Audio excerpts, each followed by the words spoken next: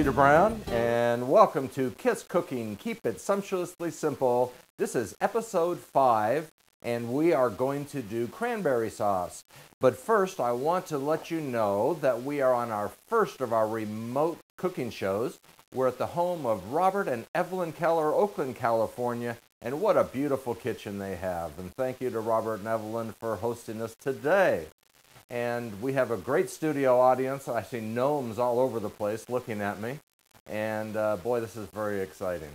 All right, so I have a lot to talk about cranberry sauce, but I'm going to get it started here. And while we're cooking, then I'll tell you some really interesting things that you probably won't think interesting, but I got to fill the time up somehow.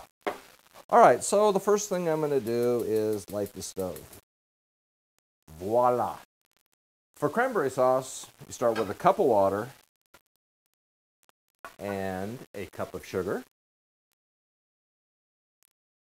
Easy so far, huh? We're just going to stir this up a little bit, mix up the sugar into the water.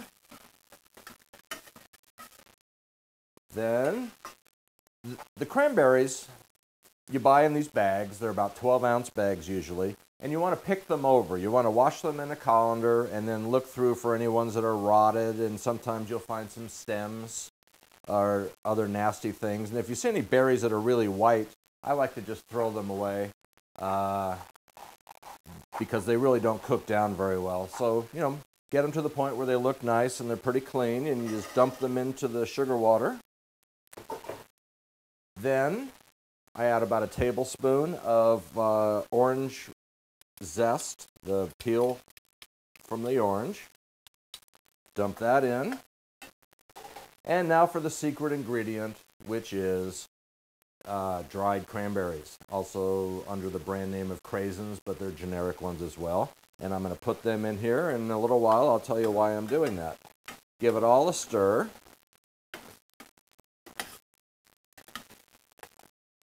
And we're just going to bring that up to a boil, let it boil for about 10 minutes.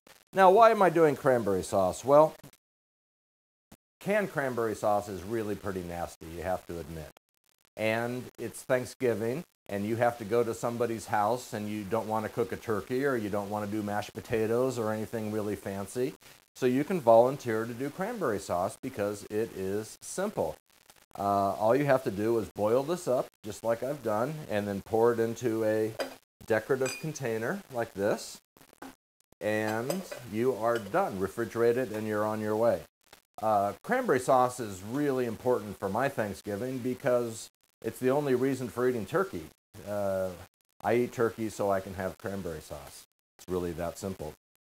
So now that these are starting to boil, you just give it a stir every once in a while. It's really kind of fun because as the berries heat up, they start to pop, and it's kind of sensuous cooking, really. Anyway, we're just going to let that boil. Now, my biggest complaint about homemade cranberry sauce is most people, it's too runny. It's sort of half thick, and then there's this runny juice that comes off of it. And a few years back, I was thinking, how can I keep it from being all runny and nasty? And what came up with is adding dried cranberries.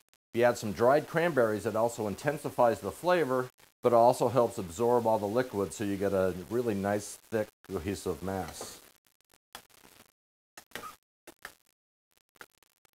It's also starting to smell really nice.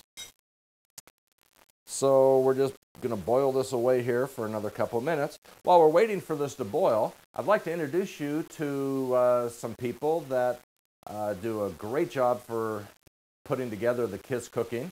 Right now, we'll take a short break, and I'm going to introduce you to Robert Keller, our extraordinary sound coordinator. Robert.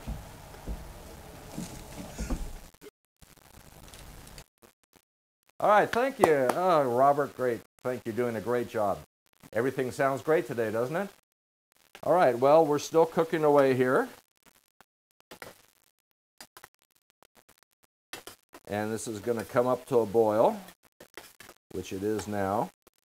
Sometimes you get a lot of pink foam, and you can take that off if you want, or you can just stir it in as time goes on. Whoa, did you see that cranberry jump? It just jumped right out of the pot. That was exciting. Anyway, it's all you have to do is just stir this, let it boil, and cook it for about 10 minutes. And while we're waiting for this to boil away, we've had many emails come in asking about the flowers that we have on the K.I.S.S Cooking Show. And these are all orchids from my collection. This is an orchid called an oncidium. Yellow, it looks like dancing ladies. In fact, some people call it the dancing lady orchid. Anyway, I think in every show, maybe I'll tell you what the orchids are. Moving right along, we're going to give this another stir.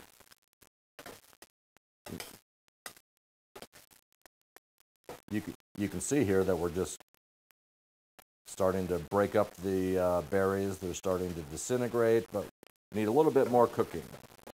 Oh my goodness. Hi, gnomes. Thanks for dropping by today. All right.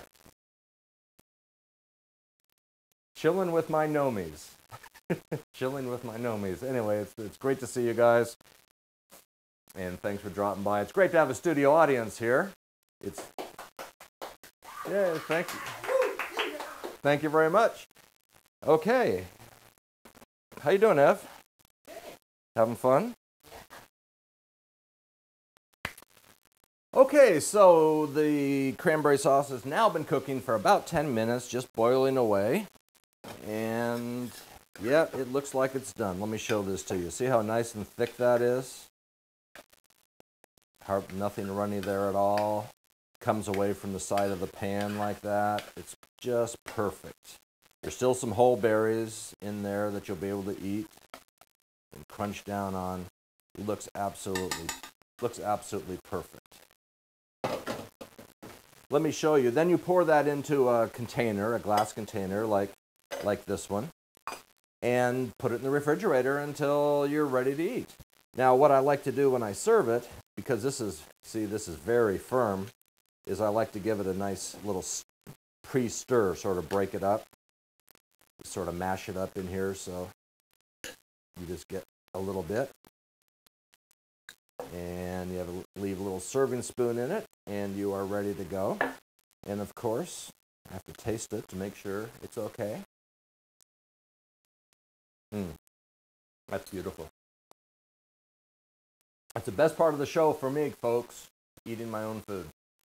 Anyway, that's it for today's episode. Cranberry sauce. I hope you enjoy it very much. And I hope I can talk with all this cranberry sauce in my mouth. I'd also like to say thank you to eFamily Cookbook for sponsoring the K.I.S.S Cooking Series. You can go to www.efamilycookbook.com, sign up for a free subscription, send us emails, whatever. If you want your kitchen featured on the K.I.S.S Cooking videos, send us an email. All right, that's all for today. This is Peter Brown. Keep it sumptuously simple. And thanks to our studio audience. Without you, it wouldn't be possible.